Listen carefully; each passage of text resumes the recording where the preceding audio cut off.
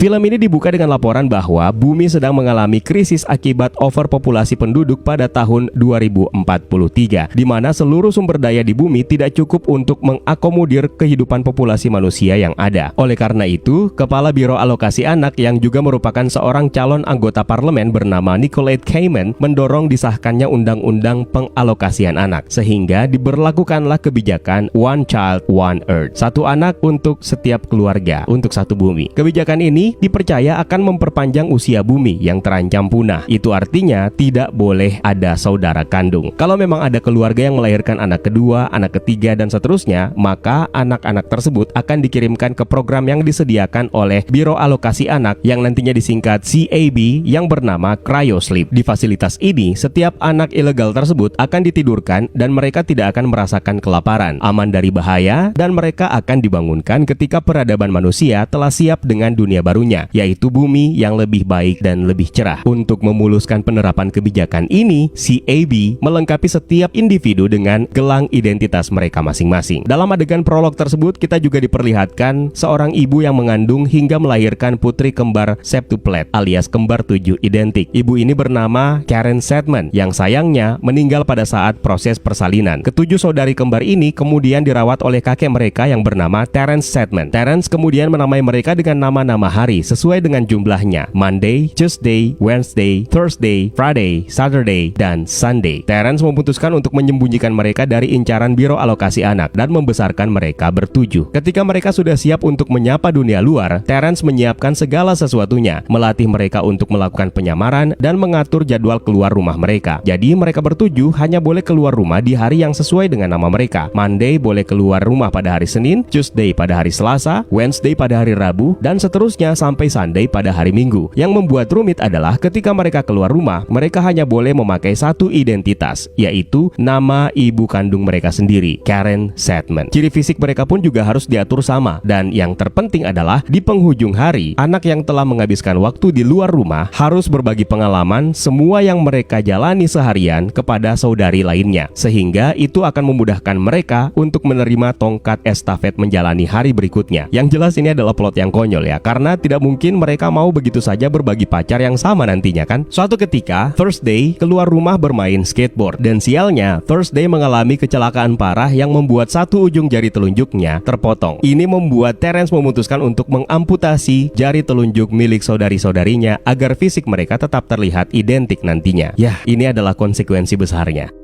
30 tahun kemudian, tepatnya pada tahun 2073, mereka yang kini sudah dewasa menjalani hari-hari mereka. Dalam perjalanannya sebagai Karen Sedman, terlihat seorang anak yang dievakuasi paksa alias ditangkap oleh anggota CAB untuk diikutkan ke dalam program Cryosleep. Terlihat masyarakat tidak suka dengan kebijakan yang sudah diterapkan selama kurang lebih 30 tahun ini. Scene ini merupakan gambaran apa yang terjadi di tahun tersebut. Di satu hari, Monday mendapatkan giliran untuk menjadi Karen Sedman. Hari ini, dia mendapatkan kesempatan untuk memberikan presentasi di kantornya dalam rangka promosi jabatan. Karen Sedman bekerja di First Eurobank.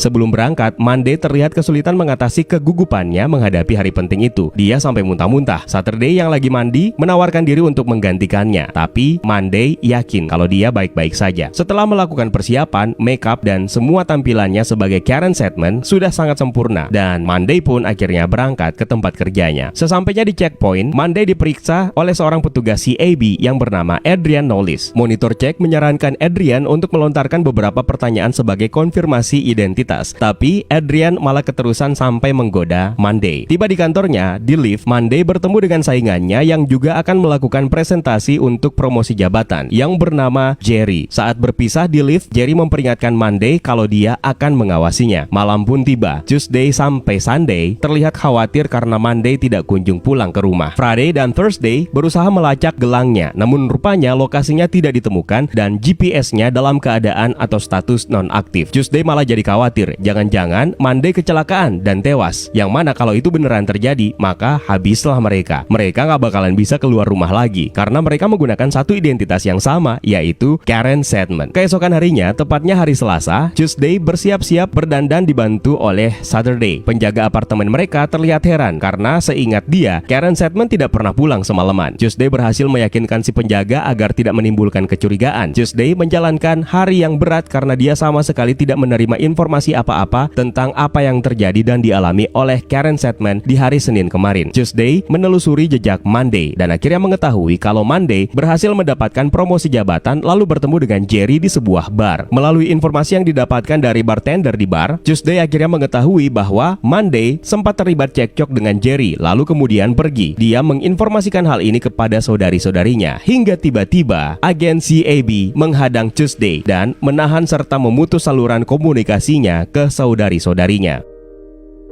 Di kantor CAB, Adrian Knowles melihat Tuesday atau yang dia kenal dengan identitas Karen Sedman dikawal menuju salah satu ruangan yang tentu saja menimbulkan tanda tanya besar. Di ruangan tersebut, Nicolette Kamen, sang kepala biro, menginterogasi Tuesday dan memberitahu bahwa sebenarnya dia tahu tentang saudari-saudari Tuesday. Tuesday berusaha untuk membujuk agen CAB untuk menawarkan sejumlah uang, namun gagal. Dan biji mata Tuesday pun dicongkel. Ngeri. Kamen kemudian memerintahkan agen CAB untuk pergi membunuh saudari perempuan Tuesday yang tersisa. Dengan bekal biji mata Tuesday, para agen CAB akhirnya berhasil menerobos masuk ke apartemen dan kamar Seven Sister ini. Sama seperti yang pernah diajarkan oleh kakek mereka sewaktu kecil, para saudari ini pun bersembunyi di balik ruang rahasia. Namun, sayang mereka ditemukan hingga akhirnya terjadilah gelut dan singkat cerita, para saudari kembar ini berhasil membunuh semua agen CAB. Namun keberhasilan mereka harus dibayar mahal karena Sunday tewas. Para sisters ini kemudian menemukan biji mata dari kantongan salah satu agen dan setelah dicek mereka akhirnya tahu kalau biji mata itu adalah milik Tuesday. Mereka pun semakin curiga kepada Jerry. Sementara itu di fasilitas cryosleep, Kamen mendapatkan laporan dari salah satu agennya yaitu Joe bahwa tim mereka gagal menjalankan misi. Kamen kemudian memerintahkan Joe untuk mengurus para kembar ini dan juga Jerry. Rupanya Jerry mengetahui sesuatu mengenai Kamen yang membuat karirnya sebagai calon parlemen terancam. Keesokan harinya, tepatnya pada hari Rabu, Wednesday akhirnya keluar rumah, tapi kali ini dia sudah tidak lagi berdandan ala Karen Sedman. Wednesday berangkat menemui Jerry di apartemennya dan menggali sebanyak mungkin informasi mengenai Karen Sedman. Wednesday dibuat terkejut setelah Jerry mengungkap bahwa dia tahu rahasia Karen Sedman. Dipikirnya rahasia itu adalah rahasia mengenai identitas asli Karen Sedman dan membuat Wednesday mengancam Jerry. Hingga Jerry akhirnya menjelaskan rahasia Sedman yang dia maksud adalah Karen Sedman rupanya mendapatkan promosi jabatan setelah dia mengirimi Nicolette Kamen uang dalam jumlah yang sangat besar untuk digunakan sebagai dana kampanyenya. Dari gedung lain terlihat ada penembak jitu yang telah ditugaskan oleh Joe dan CAB untuk membunuh Jerry dan Wednesday. Tanpa menunggu waktu yang lama, Jerry pun ditembak mati sementara Wednesday berjuang menghindari kepungan pasukan agen CAB. Wednesday dipandu oleh saudari-saudarinya dari kejauhan, namun upaya mereka kedistract dengan kehadiran satu orang anggota CAB yang menggedor pintu kamar para sisters ini. Dia adalah Adrian yang merasa khawatir karena Karen yang sempat dilihatnya di kantor CAB. Saturday pun menerimanya sebagai tamu. Adrian terkejut dengan perubahan penampilan orang yang dikenalnya dengan nama Karen Sedman. Sementara Saturday rupanya tidak mengenal siapa Adrian ini. Begitu juga dengan Thursday dan Friday. Itu artinya banyak informasi yang tidak disampaikan dan tidak dibagikan oleh Monday kepada saudari-saudarinya. Scene inilah awal mula timbul kecurigaan kita sebagai penonton. Ada apa sebenarnya dengan Monday? Sama seperti judul filmnya, What Happened to Monday? Thursday, Friday akhirnya memutuskan untuk menugaskan Saturday menemani Adrian yang lagi kepengen. Kepengen apa? Kalian tahu sendirilah.